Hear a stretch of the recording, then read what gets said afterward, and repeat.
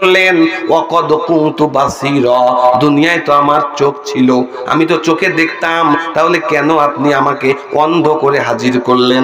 আল্লাহ বলবেন, ব্যবস্থা করে দেবেন। ওয়াদাকার, ওয়াদাকার, আল্লাহর ওয়াদা সত্য না মিথ্যা? লা ইয়াখলিফুল মিআদ, আল্লাহ ওয়াদা বরখেলাপ করেন। জাহান্নামে নিয়ে আসছে, কথা বলেন ঠিক কিনা? কর্মী জানে না আসল ঘটনা, নেতা বলেছে জ্বালাও, জ্বালিয়ে দিয়েছে, নেতা বলে পোড়াও, পুড়িয়ে দিয়েছে, নেতা বলে স্লোগান দাও, একটা দুইটা শিবির ধরো, সকাল বিকাল নাস্তা করো, বলে কিনা? ওয়াত্তাবিউ আহসানা মা উনজিলা ইলাইকুম মির রাব্বিকুম, তোমার রব যেই কোরআন নাজিল করেছে এই কোরআনকে মেনে নাও। আগে চলতো, এখন পুরাতন হয়ে গেছে, এমন কথা বলে কি বলে না?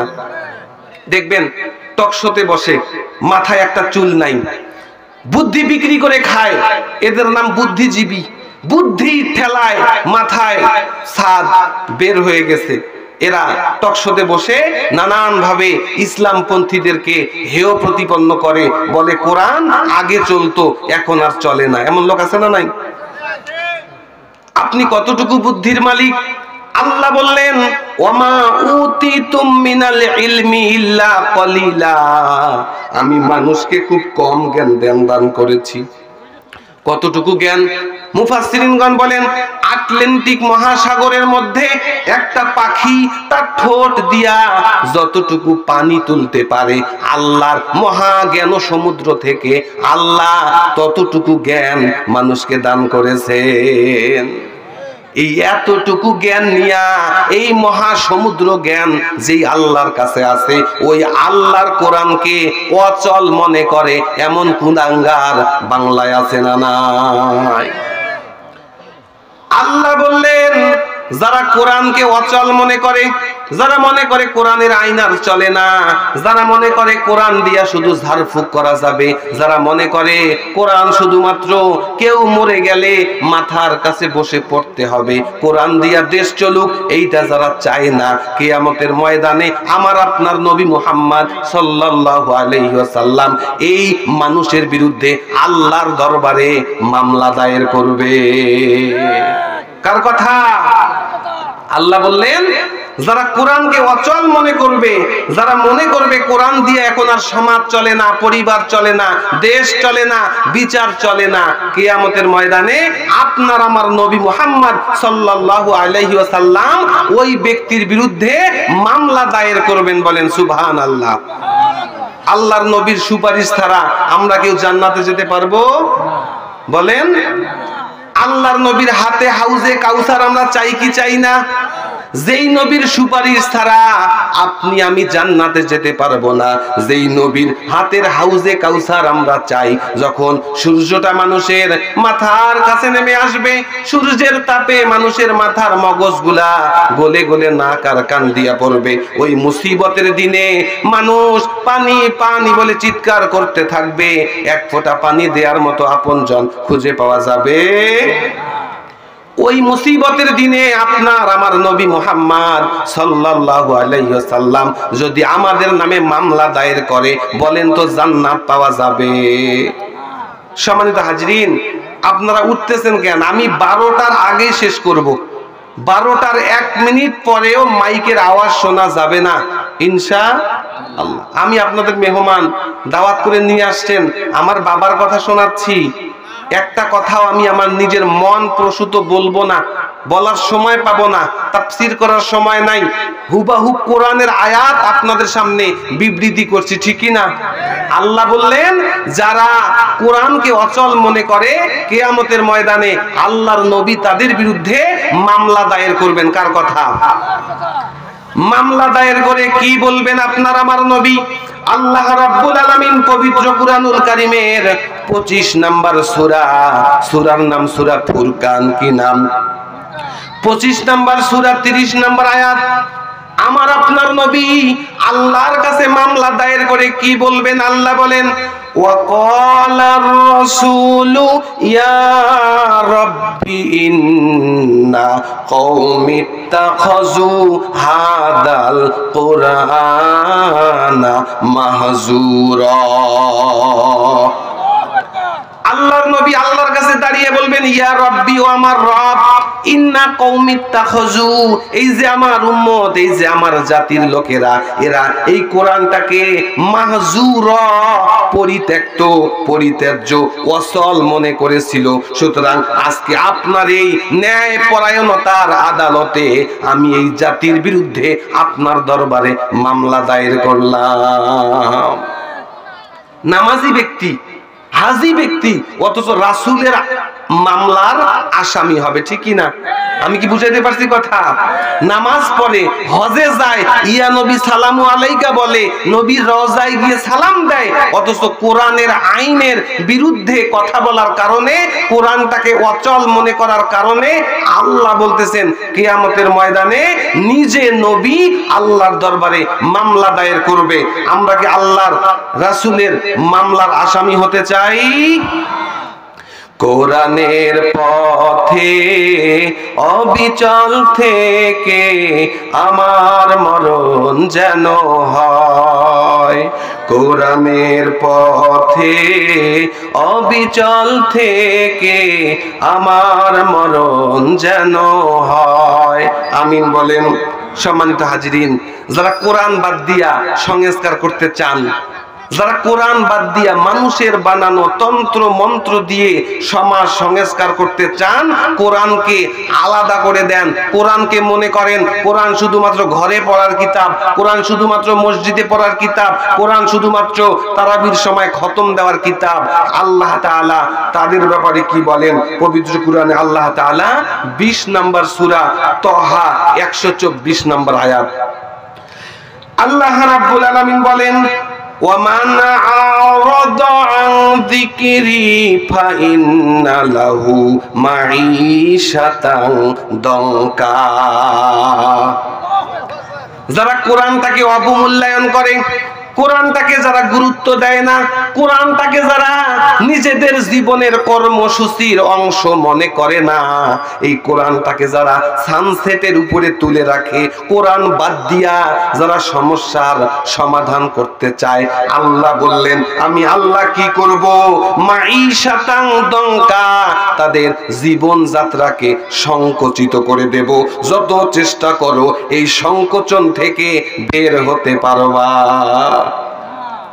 শুধু তাই নয়, আল্লাহ বলেন নাহশুরুহু ইয়াউমাল কিয়ামাতি আমা, কিয়ামতের ময়দানে এই মানুষগুলো যারা কোরআনটাকে অচল মনে করত, কোরআনটাকে সানসেটের উপরে তুলে রাখতো, কোরআনটাকে পরিত্যক্ত মনে করত, আল্লাহ বলেন নাহশুরুহু ইয়াউমাল কিয়ামাতি আমা, কিয়ামতের ময়দানে আমি আল্লাহ ওই মানুষগুলোকে অন্ধ করে হাজির করব। ওই লোকগুলো আল্লাহকে বলবে ও ক্বালা রব্বি, ও আমার রব, লিমা হাসারতানি আমা, কেন আপনি আমাকে অন্ধ করে হাজির করলেন? ওয়াকাদ কুনতু বাসীরা, দুনিয়ায় তো আমার চোখ ছিল, আমি তো চোখে দেখতাম, তাহলে কেন আপনি আমাকে অন্ধ করে হাজির করলেন? আল্লাহ বলবেন কাযালিকা আতাতকা আয়াতুনা ফানাসিতাহা ওয়া কাযালিকা তুনসা। আল্লাহ বললেন তোমার কাছে আমার আয়াত আসছিল, তোমার কাছে আমার কোরআন আসছিল, তোমরা এটাকে ভুলে গেছিলা, সুতরাং আজ কিয়ামতের এই হাসরের ময়দানে আমি আল্লাহ তোমাদেরকে ভুলে গেলাম। বলেন নাউজুবিল্লাহ। আল্লাহ যদি আমাদেরকে ভুলে যান, আমরা কি বাঁচতে পারবো? সম্মানিত হাজিরিন, আমাকে আর একটু সময় দেন, মেহেরবানি করে কেউ উঠবেন না, মুনাজাত সহ 12টা বাজবে। বোঝা গেছে কথা? ইনশাআল্লাহ কথার বরখেলাপ হবে। তাহলে আল্লাহ পাক আপনাকে আমাকে অন্ধ করে হাজির করবেন। কোরআনকে যদি অবমূল্যায়ন করি, আল্লাহর দরবারে যদি অন্ধ হয়ে হাজির হই, আর আল্লাহ যদি বলে তুই আমার কোরআনকে ভুলে গেছিলি, সুতরাং আজকে আমিও তোকে ভুলে গেলাম, বলেন তো আল্লাহ যদি ভুলে যায়, আল্লাহর জান্নাত পাওয়া যাবে? তাহলে নামাজি ব্যক্তিকেও আল্লাহ ভুলে যাবে, ঠিক কি না? ও অপরাধ কি? কোরআনকে অবমূল্যায়ন করা। সুতরাং কোরআনকে কি অবমূল্যায়ন করা যাবে? কোরআন পড়লে অন্তরে আল্লাহর ভয় তৈরি করে দেন কে? কোরআন পড়লে আল্লাহর ভয় তৈরি হয় কি হয় না বলেন? আল্লাহকে ভয় করার দরকার আছে কিনা? আল্লাহ বলেন দুইটা কাজ করলেই তোমরা জান্নাতি। ও মুরব্বী বাবা, দুইটা কাজ করলে জান্নাতে যাবেন, শোনার দরকার আছে কিনা? পবিত্র কোরআনের 69 নাম্বার সূরা, সূরার নাম সূরা নাজিয়া। আল্লাহ তাআলা বলেন দুইটা কাজ করলেই তোমরা জান্নাত পাবা। কয় কাজ? ফাআম্মা মান খাফা মাকামা রাব্বিহি ওয়া নাহান নাফসা আনিল হাওয়া ফাইন্নাল জান্নাতা হিয়াল মাওয়া। আল্লাহ বললেন দুইটা কাজ করলেই জান্নাত পাবা। এক নাম্বার, মান খাফা মাকামা রাব্বিহি, যেই ব্যক্তি আল্লাহর দরবারে দাঁড়াইতে হবে এই কথাকে ভয় পায়। দাঁড়াইতে হবে কার দরবারে? যারা আল্লাহর দরবারে দাঁড়াইতে হবে এই কথাকে যারা ভয় পায় তাদের দ্বারাই দুর্নীতি করা সম্ভব, তাদের দ্বারাই মানুষকে মিথ্যা মামলা দেওয়া সম্ভব, তাদের দ্বারাই মানুষের বাড়িঘর লুটতরাজ করা সম্ভব। কথা বলে না? যারা আল্লাহর সামনে হাজিরা দিতে হবে এইটাকে যারা ভয় পায় তারা কি দুর্নীতি করতে পারে? তারা কি দেশের টাকা লুট করে বিদেশে পাঠাইতে পারে? বাংলাদেশে এমনও মন্ত্রী ছিলেন আলী আহসান মোহাম্মদ মুজাহিদ, মাওলানা মতিউর রহমান নিজামী, তারা মন্ত্রিত্ব করেছে ওই ফখরুদ্দিন মঈনুদ্দিনের আমলে। সবাই জেলে গেছে, ওই দুইজন সোনার মানুষ। 1 টাকারও দুর্নীতির অভিযোগ তাদের নামে পাওয়া যায় নাই। কথা বলেন ঠিক কিনা?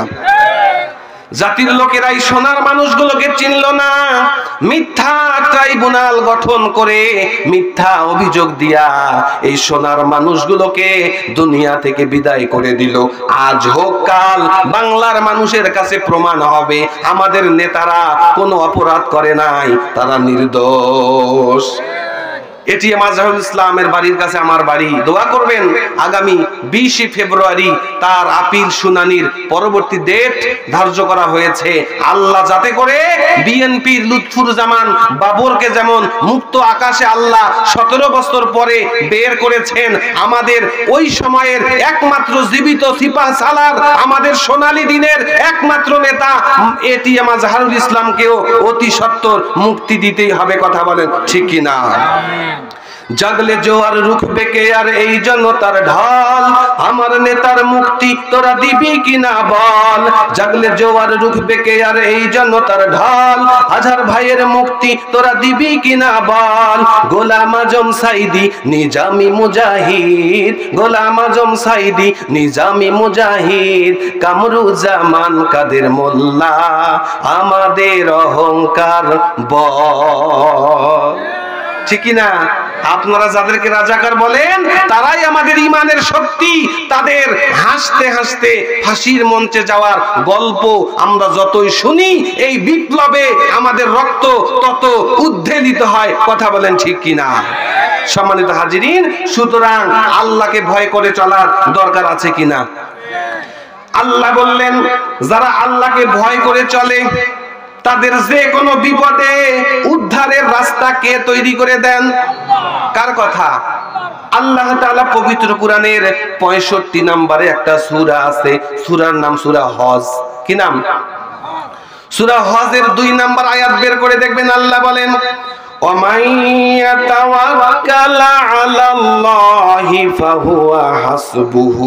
আল্লাহ বলেন وَمَن يَتَوَكَّلْ عَلَى اللَّهِ وَمَن يَتَّقِ اللَّهَ يَجْعَل لَّهُ مَخْرَجًا।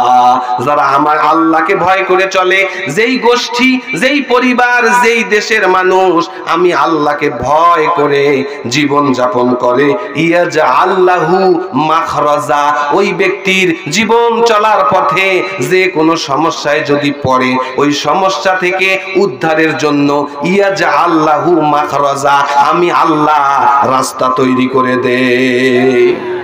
ভাই কি মুনাজাত না করে যাবেন? আর 10 মিনিট মুনাজাত না করে যাবেন? আল্লাহ বলতেছেন ওয়ামাইয়াত্তাকিল্লাহ, যারা আল্লাহকে ভয় করে চলে, ইয়াজআল্লাহু মাখরাজা, আমি আল্লাহ তাদের জীবন চলার পথে তারা যে কোনো সমস্যায় যদি পড়ে ওই সমস্যা থেকে উদ্ধারের জন্য রাস্তা তৈরি করে দেবেন কে? শুধু তাই নয়, আল্লাহ বলেন ওয়ায়ারযুকুহু মিন হাইসু লা ইয়াহতাসিব, আল্লাহ এমন জায়গা থেকে তোমার রিজিকের ব্যবস্থা করবেন এইটা তোমরা টেরও পাবা না।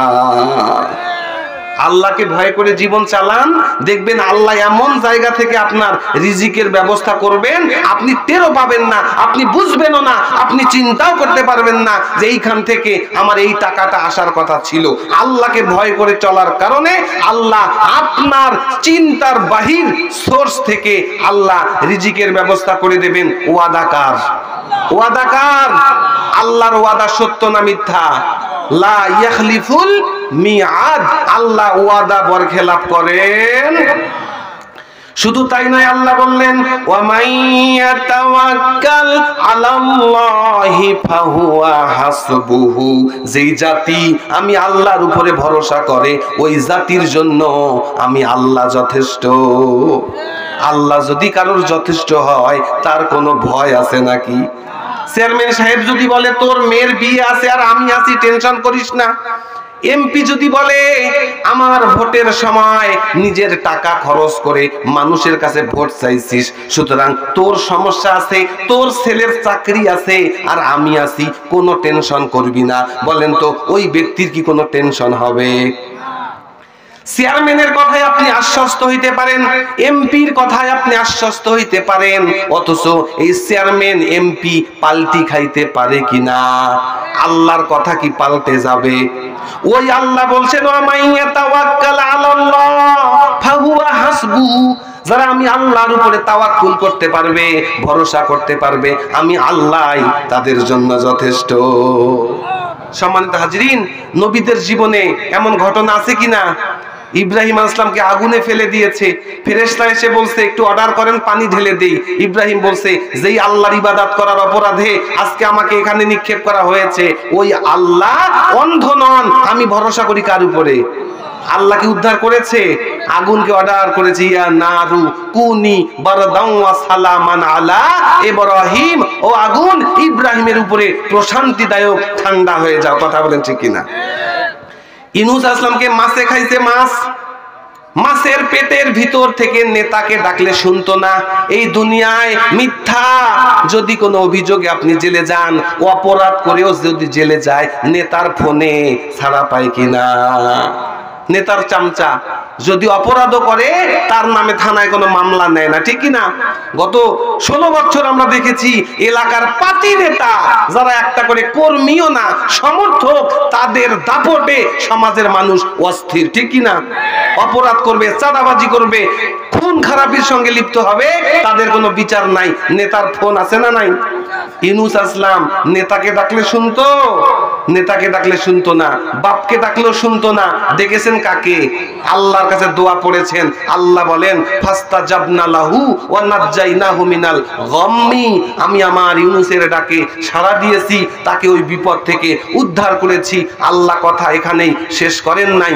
আল্লাহ বলেন ওয়া কাযালিকা নুনজিল মুমিনিন, কিয়ামত পর্যন্ত আমার যত মুমিন বান্দা বিপদে পড়বে, আমি আল্লাহর উপরে পূর্ণ আস্থা এবং বিশ্বাস করে কেউ যদি আমি আল্লাহকে ডাকে, কাযালিকা একই ভাবে ওই ইউনূসকে যেভাবে আমি আল্লাহ মিনাল গাম্মি বিপদ থেকে উদ্ধার করেছি, নুনজিল মুমিনিন, কিয়ামত পর্যন্ত আমার মুমিন বান্দাদেরকেও উদ্ধার করবেন কে? মুসা আলাইহিস সালাম চলে যাচ্ছে, সামনে সমুদ্র, পিছনে ফেরাউনের গোষ্ঠী, আছে কিনা? আল্লাহ তাআলা বলেন ফালাম্মা রাআল জামানে ক্বালা আসহাবু মূসা, মুসার বাহিনী, মুসার সাথীরা যখন দেখলো সামনে সমুদ্র, পিছনে ফেরাউনের গোষ্ঠী, তখন তারা বলল ইন্না লামুদরাকুন, আমরা ধরা খেয়ে গেছি। কিন্তু মুসার ভরসা কার উপর? মুসা আলাইহিস সালাম বলছেন কাল্লা, কখনো নয়, ইন্না মাইয়া রব্বি, আমার রব আমার সাথে আছেন, সাইয়াহদিন, অবশ্যই তিনি রাস্তা দেখাবেন। রাস্তা দেখিয়েছেন কিনা বলেন? কয়টা রাস্তা? 12টা রাস্তা তৈরি করে দিয়েছেন। ওই আল্লাহ এখনো আছে কিনা? আল্লাহর ক্ষমতা আগের মতো আছে না কমে গেছে? সুতরাং আল্লাহ বললেন ওয়ামাইয়া তাওয়াক্কাল আলাল্লাহ ফাহুয়া হাসবুহু, যারা আমি আল্লাহর উপরে ভরসা করে আল্লাহই তার জন্য যথেষ্ট। জোরে বলেন ঠিক কিনা? সম্মানিত হাজিরিন,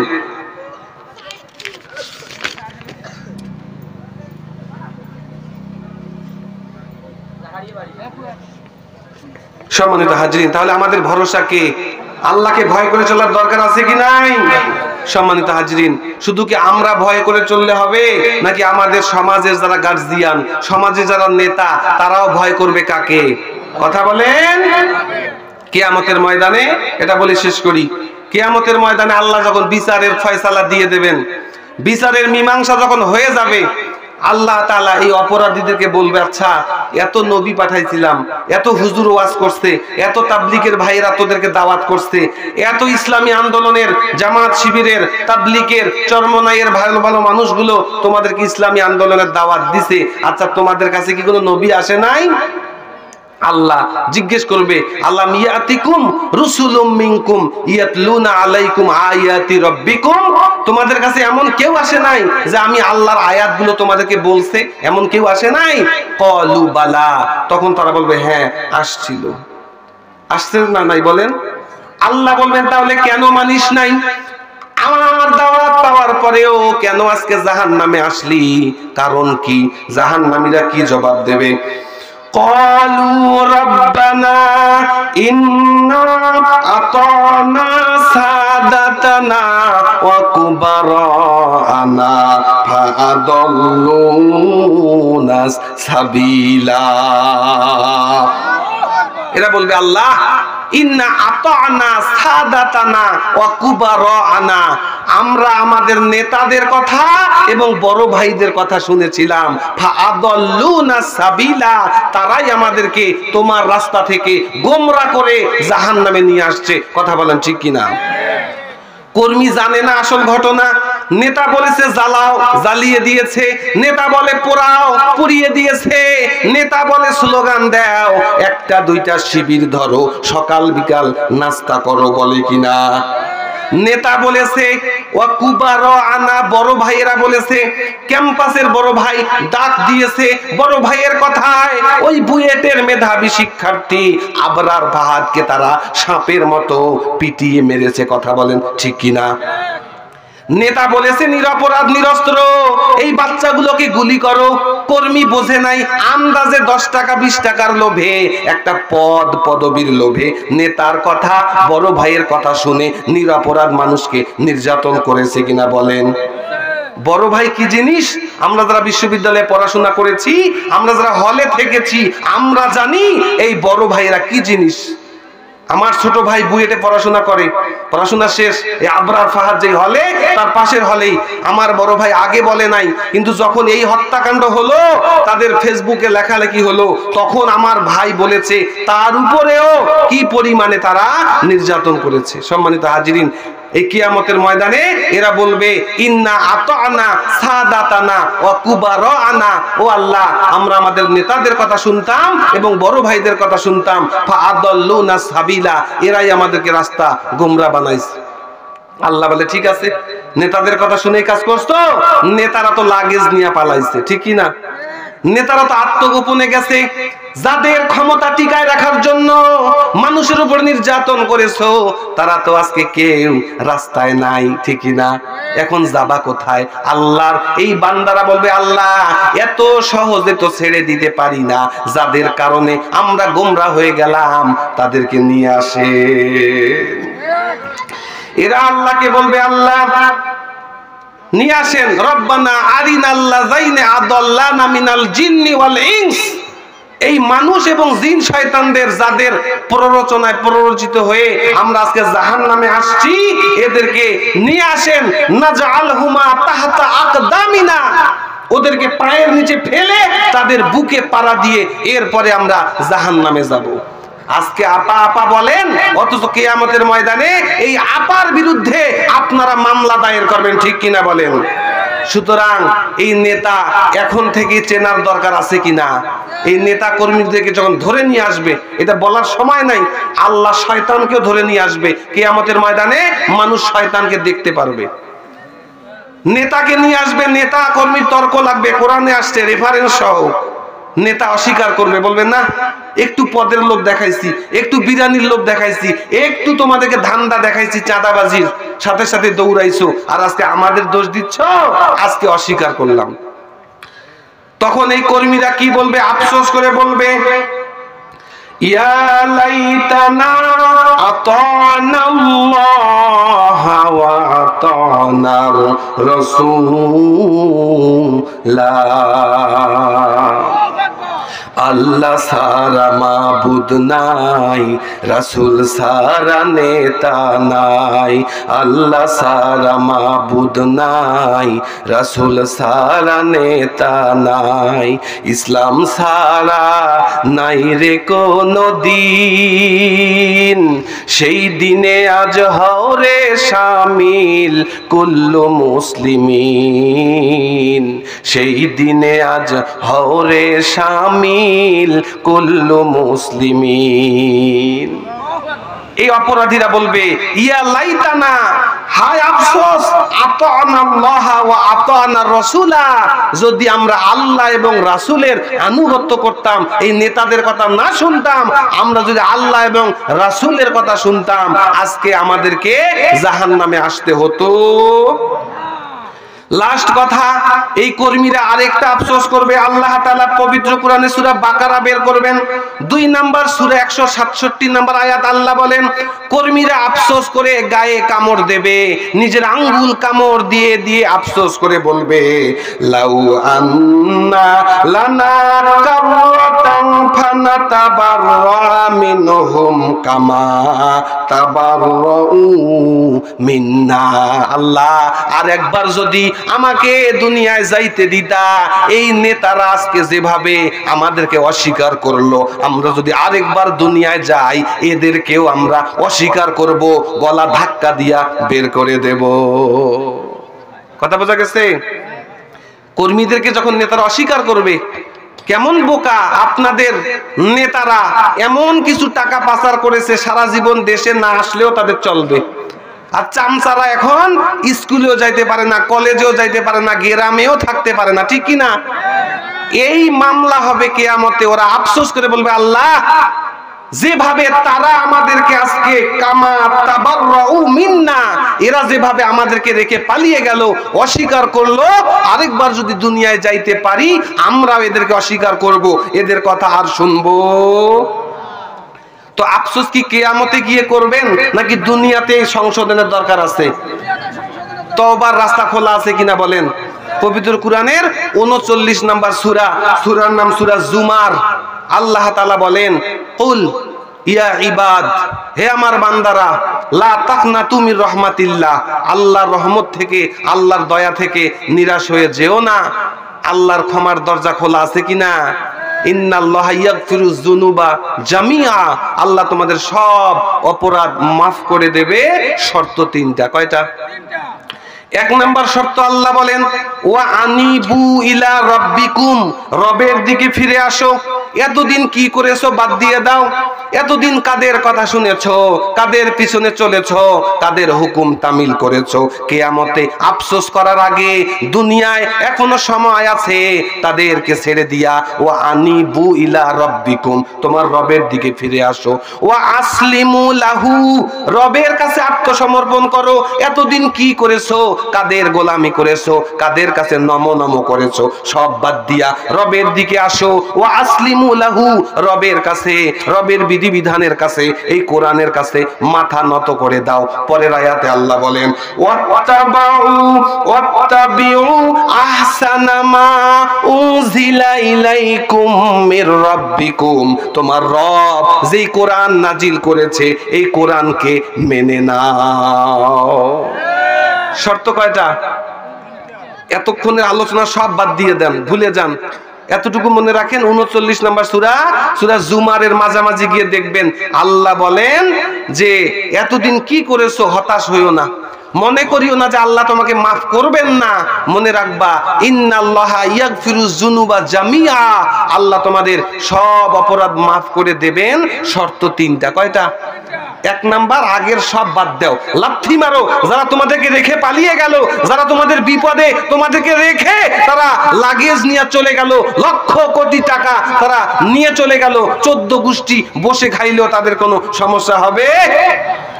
এখনো কিসের মায়া কান্না, এখনো কিসের আপা আপা, এখনো কিসের দেখে নেওয়ার ভয় দেখাও, এখনো কিসের গুজব ছড়াও? আজকে গুজব ছড়ায় ডক্টর ইউনূস পদত্যাগ করছে, আজকে গুজব ছড়ায় এই হইছে সেই হইছে, আছে কিনা? এই মায়া কান্না বাদ দাও। আল্লাহ বলতেছেন ক্ষমা করব। রাস্তা তিনটা। এক নাম্বার, আল্লাহর দিকে ফিরে আসো, আল্লাহর সামনে আত্মসমর্পণ করো। 3 নাম্বার, আল্লাহ পাক যেই বিধিবিধানগুলো নাজিল করেছেন এগুলোকে মেনে নাও। কিন্তু কখন মানবেন? মৃত্যুর আগে না পরে? আল্লাহ বললেন মিন ক্বাবলি আইয়াতিয়াকুমুল আযাবু বাগতাতা আনতুম লা তাশউরুন। ও বান্দারা, এই কাজ করবা মৃত্যু আসার আগে। আর মৃত্যু কখন আসবে? আল্লাহ বলেন বাগতাতা, হঠাৎ করে চলে আসবে মৃত্যু। ও আনতুম লা তাশউরুন, কখন মৃত্যু আসবে, কোন দিক দিয়ে আসবে তোমরা টেরও পাবা।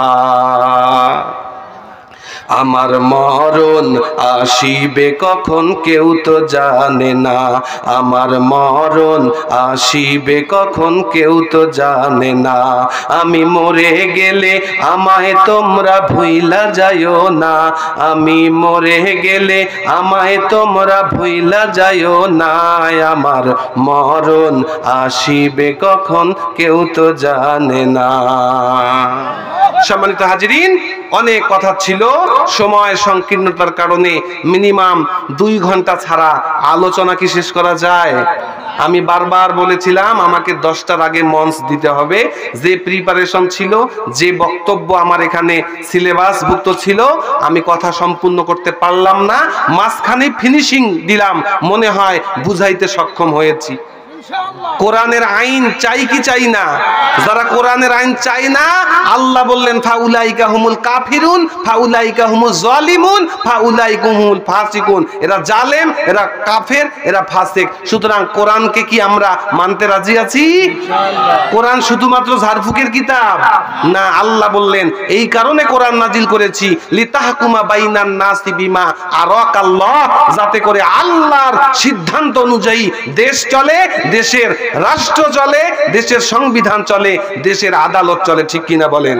যারা কোরআনটাকে অচল মনে করবে, পরিত্যক্ত মনে করবে, পরিত্যাজ্য মনে করবে, ঝাড়ফুকের কিতাব মনে করবে, কিয়ামতের ময়দানে আল্লাহর নবী নিজে তাদের বিরুদ্ধে মামলা দায়ের করবেন। 25 নম্বর সূরা 30 নম্বর আয়াত। সুতরাং কোরআনের পক্ষে না বিপক্ষে? কোরআন ভয় তৈরি করে কার? আল্লাহর ভয়। আর আল্লাহ বললেন অমাইয়াত্তাকিল্লাহ, যারা আল্লাহকে ভয় করে জীবন চালাবে ইয়াজআল্লাহু মাখরাজা, ওই ব্যক্তির জীবন চলার পথে যে কোনো সমস্যা হলে সমাধান করে দেবেন কে? অমাইয়াতাওয়াক্কাল আলাল্লাহ ফাহুয়া হাসবুহু, যারা আল্লাহর উপরে তাওয়াক্কুল করে, ভরসা করে, আল্লাহই তার জন্য যথেষ্ট। ঠিক কিনা বলেন? সম্মানিত হাজিরিন, সর্বশেষ কথা, এতদিন কি করেছি, কার পিছনে ছুটেছি, সব বাদ দিয়া আল্লাহ বললেন ক্ষমা করব। শর্ত 3টা। ও আনিবু ইলা রব্বিকুম, রবের দিকে ফিরে আসো। ও আসলিমু লাহু, রবের কাছে আত্মসমর্পণ করো। আর পরের আয়াতে আল্লাহ বলেন ওয়াত্তাবিউ আহসানা মা উনজিলা ইলাইকুম মির রাব্বিকুম, তোমার রব যা নাজিল করেছেন এইটাকে মেনে নাও। আর মেনে নিবা কবে? মিন ক্বাবলি আইয়াতিয়াকুমুল আযাবু বাগতাতা, হঠাৎ করে মৃত্যু চলে আসার আগে। ও বান্দা, মৃত্যু কখন আসবে? ও আনতুম লা তাশউরুন, তোমরা টেরও পাবা না, বুঝতেও পারবা না। রংপুর পৌঁছাইতে পারবো এর কোনো গ্যারান্টি আছে? ঘুমানোর সময় বলি কি বলি? আল্লাহুম্মা বিসমিকা আমুতু ওয়া আহিয়া, আল্লাহ তোমার নামে মারা গেলাম। রাতের বেলায় ঘুমের ঘোরে অনেক লোকের মৃত্যু হয়, কি হয় না? সুতরাং হতে পারে আজকের দিনটাই আমার জীবনের শেষ দিন, আমি আর কতক্ষণ বাঁচবো এক আল্লাহ ছাড়া কেউ জানে না। সুতরাং মৃত্যু আসার আগেই সবাইকে ভুলে ওই তন্ত্র মন্ত্র নেতা খেতা সবাইকে লাথি মেরে আল্লাহর দিকে ফিরে আসার দরকার আছে কিনা? সম্মানিত হাজিরিন, আজকের এই সুন্দর আয়োজন, আপনারা আয়োজনে খুশি না বেজার? আয়োজনে অনেক খরচ হয়েছে, যদিও একটা কথা, উপস্থিতি যত বেশি হবে বক্তার আলোচনা তত সুন্দর হবে, ঠিক কিনা?